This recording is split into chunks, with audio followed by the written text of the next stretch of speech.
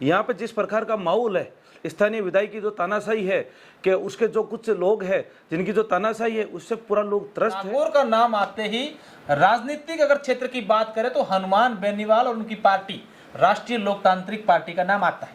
और हनुमान बेनीवाल ने इस बार ये भी कह दिया कि मैं प्रदेश की सभी जो विधानसभा है वहां से हमारे जो प्रत्याशी चुनावी मैदान में होंगे। नहीं मानते कि चुनौती है परबत सर की विधानसभा को लेकर, कहीं ना कहीं ये लोगों में एक कंफ्यूज है कि अमरचंद जाजरा तैयारी तो कर रहे हैं, अगर भाजपा ने टिकट उनको नहीं देती है तो क्या अमरचंद जाजरा निर्दलीय चुनाव लड़ेंगे या किसी दूसरी पार्टी का दामन थामेंगे। अच्छा, आम तौर पर हम लोग देखते हैं कि आपकी हमारी उम्र के जो युवा होते हैं उनके काफी शौक मौज होते हैं, अपने घर में डॉगी पालते हैं, अलग अलग चीजों को हम लोग देखते रहते हैं। लेकिन अमरचंद जाजरा को गायों के प्रति काफी श्रद्धा है, काफी प्रेम है और इसलिए अमरचंद जाजरा को जो है गोभक्त कहा जाता है। करोड़ों रुपए की 37 बीघा जमीन अपने दान में कर देते हैं, ट्यूबवेल खुदवा देते हैं, अलग अलग गौशालाओं में जाकर के दान करते हैं। ये शौक लगा है फिर आप गायों के प्रति प्रेम। अमरचंद जाजरा को लेकर फिर और आगे बातें करेंगे, लेकिन उससे पहले मेरा सवाल है, हम इस विधानसभा क्षेत्र में कहीं पर गए और हमने यहाँ कर आकर के देखा तो ये लोग ये कह रहे हैं कि इस बार जो है 2 बार बीजेपी के यहाँ पर विधायक रहे मान सिंह जी, काम नहीं हुआ। इस बार अमरचंद जाजरा अगर चुनावी मैदान में आते हैं तो हम लोग तो चाहते हैं कि अमरचंद जाजरा को पार्टी टिकट दे। क्या लगता है आपको? सतीश पूनिया की नजदीकियां हैं, काफी आशीर्वाद हैं बड़े नेताओं का, कांग्रेस के नेताओं का, और उनका ये कहना है कि हमने तो भाई 5 सालों में इतना काम करवा दिया है कि बीजेपी कई सालों तक नहीं करवा पाई। विकास के यहाँ पर गंगा बहा दी है, कई सारे काम करवा दिए, जनता हमारे साथ है और हम लोग रिपीट कर रहे हैं। सिर्फ नागौर ही नहीं बल्कि अजमेर और जयपुर आसपास से जुड़े एरिया में इन दिनों चर्चित युवा नेता अमरचंद जाजरा आज हमारे साथ हैं और कई बातों को लेकर इनसे चर्चा करेंगे, जानेंगे।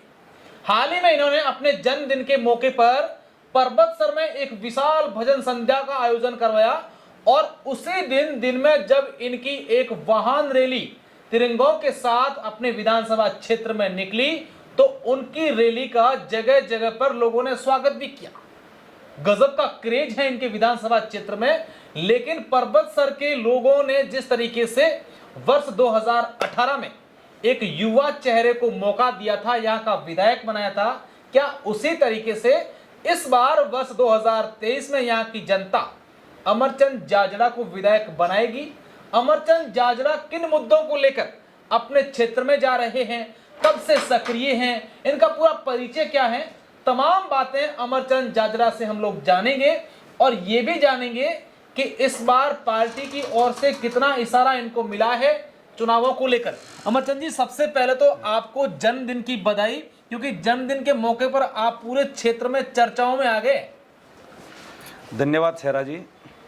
जन्मदिन हर वर्ष की बात ही 23 अगस्त को ही मेरा जन्मदिन आता है और संयोग है कि अगस्त के बाद में नवंबर दिसंबर में विधानसभा के चुनाव है, तो हर आदमी का एक कयास होता है कि विधानसभा के चुनाव आ रहे हैं, इसलिए जन्मदिन के उपलक्ष्य पर ये इनका शक्ति प्रदर्शन है। शेरा जी, ये किसी प्रकार का कोई शक्ति प्रदर्शन नहीं है। मैं पिछले 4-5 साल से विधानसभा क्षेत्र के अंदर हर छोटे से बड़े कार्यक्रम में जाता हूँ, मैं अपने लोगों के बीच में जाता हूं, उनके सुख दुख में सहभागी बनता हूं, तो उन सब लोगों का मेरे प्रति प्यार है, स्नेह है, वो सब आप सब लोगों ने आज देखा। हर ग्राम पंचायत में, हर गांव में, हर डाणी में, परबतसर मुख्यालय से लेके सभी लोग अपने बेटे को, अपने भाई को आशीर्वाद देने के लिए पधारे हैं वो सब लोग। अच्छा अमरचंद जी, क्या लग रहा है विधानसभा चुनाव को लेकर पार्टी की ओर से इशारा मिला है कि फिर दिखा रहे हैं पार्टी को, भाई देखिए इतने लोग चाहते हैं, ये है हमारा मामला, अब देख लो, टिकट देना तो दे दो, नहीं तो हम तो आ जाएंगे चुनावी मैदान में। तो विधानसभा चुनाव 3 महीने बाद है, वो भविष्य की बात है, 3 महीने बाद की बात मैं नहीं बोल रहा। फिर मैं एक किसान परिवार से आता हूँ, सामान्य से परिवार से आता हूँ। मेरे पिताजी खेती करते हैं, मेरा बड़ा भाई आर्मी के अंदर है, हम 2 ही भाई है और मैं जन सेवा के कार्य पिछले 10 साल से लगातार क्षेत्र में कर रहा हूँ। मैंने विद्यार्थी परिषद में काम करा, स्टूडेंट के बीच में रहा, सरपंच बना, इसके बाद में पूरे विधानसभा के अंदर जहाँ भी किसी भी प्रकार की कोई मूलभूत समस्या होती है उनके हमेशा हक और अधिकार के लिए मैं लड़ता हूँ। तो लोगों का मानस है कि एक इस प्रकार का नौजवान युवा आना चाहिए जो हमारे सुख दुख में सहभागी तो है ही है, लेकिन हमें राजनीतिक तौर पर भी उनकी ताकत मिले, एहसास होए, इसलिए सब लोगों का स्नेह है। देखते हैं भविष्य में क्या होता है। अच्छा, आम तौर पर हम लोग देखते हैं कि आपकी हमारी उम्र के जो युवा होते हैं उनके काफी शौक मौज होते हैं, अपने घर में डॉगी पालते हैं, अलग अलग चीजों को हम लोग देखते रहते हैं। लेकिन अमरचंद जाजरा को गायों के प्रति काफी श्रद्धा है, काफी प्रेम है और इसलिए अमरचंद जाजरा को जो है गोभक्त कहा जाता है। करोड़ों रुपए की 37 बीघा जमीन अपनी दान में कर देते हैं, ट्यूबवेल खुदवा देते हैं, अलग अलग गौशालाओं में जाकर के दान करते हैं। ये शौक लगा है फिर आप गायों के प्रति प्रेम है? इस प्रकार का किसी प्रकार का मेरा कोई शौक नहीं है। मैं शुरू से ही मेरी क्लास में पढ़ता था, उस टाइम से मैं सिंसियर था, पढ़ाई में भी मैं अव्वल था।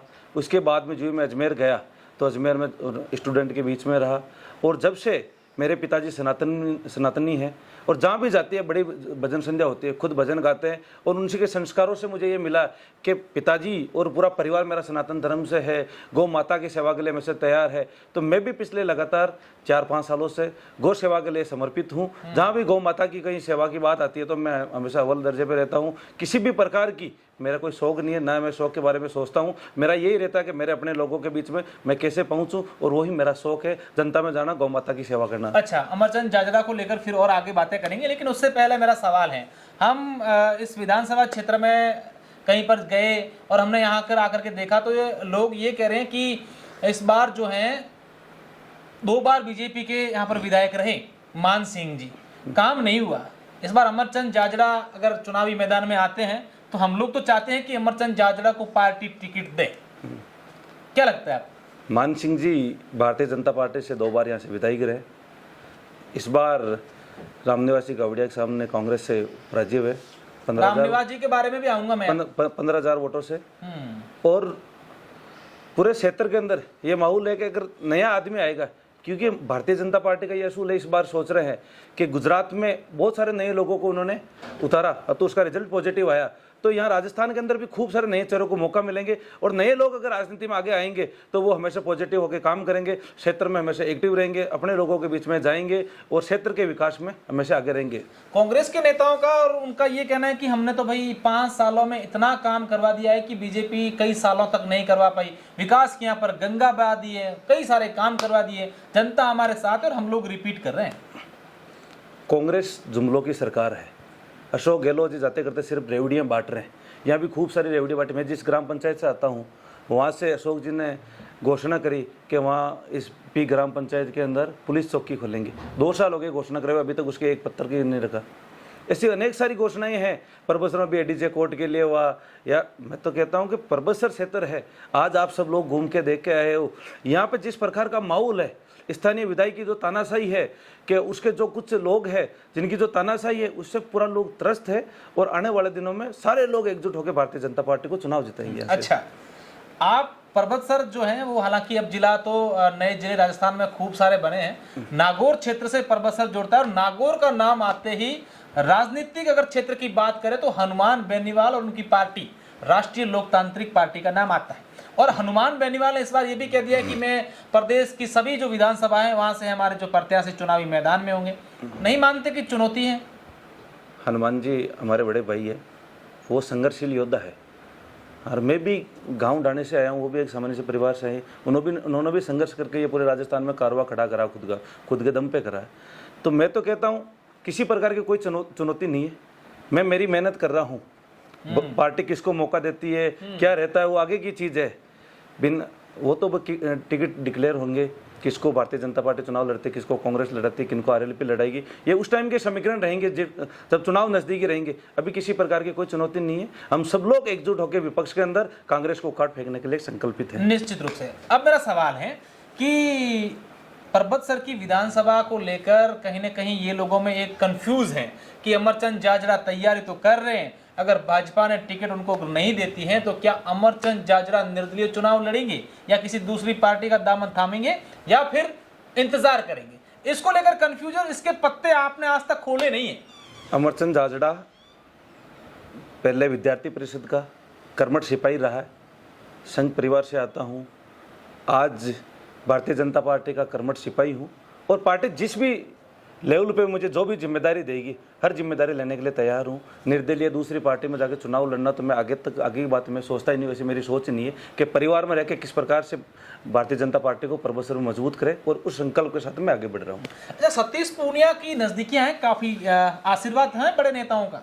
सतीश जी भाई साहब एक किसान परिवार से आते हैं और पूरे राजस्थान में आपने देखा होगा एक पहले ऐसे नेता है जिनके हर गांव डांडी डांडी में हर व्यक्ति बोलता है कि भाई साहब है। और हम भी मानते हैं कि उनके साथ वो जब प्रदेशाध्यक्ष थे 3.5 साल तक, जब मैं किसान मोर्चे का जिलाध्यक्ष रहा, एक बिल्कुल सरलता से एक प्रदेश अध्यक्ष एक सामान्य से जिलाध्यक्ष से डायरेक्ट बात करता है, जिलाध्यक्ष से पूछता भी क्षेत्र में क्या हो रहा है, कांग्रेस की सरकार किस प्रकार से तानाशाही कर रही है। तो हम सतीश जी को आदर्श मानते हैं, सतीश जी के पदचिन्हों पर चलने की कोशिश करते हैं। वो किसान परिवार से आते हैं, किस प्रकार से उन्होंने पिछले 30, 35, 40 साल तक संगठन में रह के काम करा, पिछले 3.5 साल में किस प्रकार से राजस्थान में भारतीय जनता पार्टी का उन्होंने कारवा खड़ा करा, कारवा मजबूत करा। तो हम तो आज उनके पदचिन्हों पर चल रहे हैं और सोचते हैं कि जिस प्रकार से सतीश जी भाई साहब ने किसान कौम का नाम रोशन किया, वैसे ही उनके साथ चलने की। बिल्कुल। अब क्या लगता है अमरचंद जाजड़ा को कि परबतसर वो विधानसभा क्षेत्र, यहाँ से जयपुर भी नज़दीक है, इधर अजमेर भी नज़दीक है, नागौर सभी के बीच में है, और यहाँ पर विकास कार्य क्या होने चाहिए थे? आपको क्या लगता है कि क्या हुए हैं और क्या नहीं हुए हैं जो अमरचंद जाजड़ा चाहते हैं कि भी मैं कर लूँगा? परबतसर विकास के दायरे में बहुत पीछे रहा, शुरू से पीछे रहा। या तो यहाँ के स्थानीय नेताओं की उदासीनता मानो, या जिस प्रकार का परबतसर के लोगों को नेतृत्व मिलना चाहिए था वैसा नेतृत्व मिला नहीं। 2008 से पहले कंटिन्यू रिजर्व था, उसके बाद में 2 बार भारतीय जनता पार्टी के विधायक बने, इस बार कांग्रेस के विधायक बने, और इस बार कांग्रेस की जो सरकार है कहने को तो है कि हम विकास करवा रहे हैं, लेकिन आज आप जहाँ भी पूरे क्षेत्र में घूम के आए हो, आज आपने देखा होगा कि रोडों की क्या स्थिति है। रोड में इतना घटिया सामग्री का इस्तेमाल कर रहे हैं कि शाम को बनाते हैं सुबह तक रोडें टूट जाती है। तो परबतसर एक ऐसा क्षेत्र है जिसमें ग्रामीण अंचल में बहुत सारी डाहनी है, और उन डाहनियों में लोग जो अंतिम छोर पे व्यक्ति बैठे हैं उनको आज भी लाइट से वो दूर है, पानी से दूर है, रोड से दूर है। तो मैं तो खुद एक सामान्य से गांव से आता हूं, डाणी से आता हूं, कि उस गांव डाणी में बैठे व्यक्ति का दर्द क्या होता है कि उस तक रोड होनी चाहिए, पानी की सुविधाएं होनी चाहिए, और किस प्रकार से यहाँ पे भ्रष्टाचार का माहौल है। हम चाहते हैं कि परबतसर एक शांत क्षेत्र है, भ्रष्टाचार मुक्त हो, और इसमें एक नए लोगों को मौका मिले जो यहाँ की दिशा राजनीति को कैसे सुधार सके और अपने लोगों के लिए काम कर सके। निश्चित रूप से।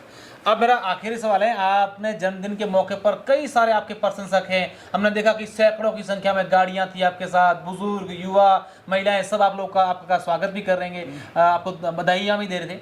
क्या कहना चाहेंगे आपके तमाम समर्थकों को आपके इस जन्मदिन के मौके पर? जन्मदिन का मौका भी था, और देश के यशस्वी प्रधानमंत्री नरेंद्र मोदी जी ने इस बार मन की बात कार्यक्रम में बोला था कि मेरी माटी मेरा देश, और उनके तत्वाधान में सब जगह तिरंगा रैली निकली, सब जगह मेरी माटी मेरे देश के तत्वाधान में जहाँ भी शहीद हुए हैं, या हर ग्राम पंचायत में शहीद परिवारों का सम्मान हुआ, वहाँ पे स्मारक लगे, शिलालेख लगे, उनके नाम पे गार्डन लगे।